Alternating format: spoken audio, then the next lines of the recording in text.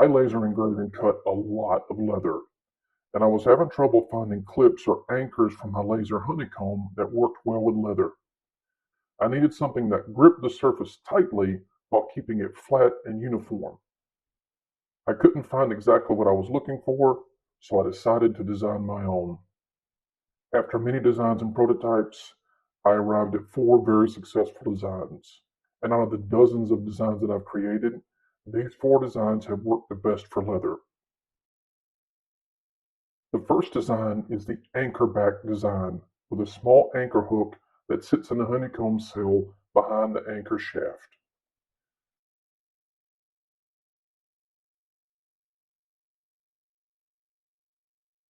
As you can see, they grip really good to be so small.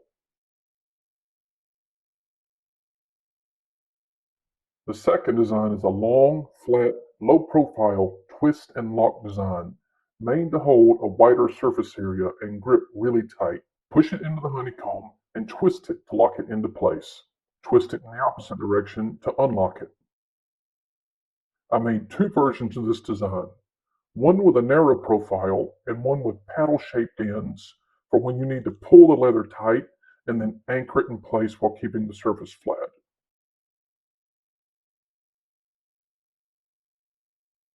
The last design is a double-ended twist and lock design made for when you need to hold a piece of material at an odd angle, or you need to pull the material really tight, like when working with soft, thin leather that wrinkles easily.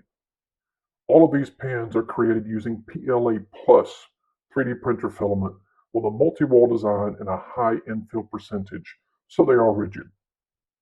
Like all anchors and pins of this type, with enough use they will eventually wear out. How long they last depends entirely on how often you use them.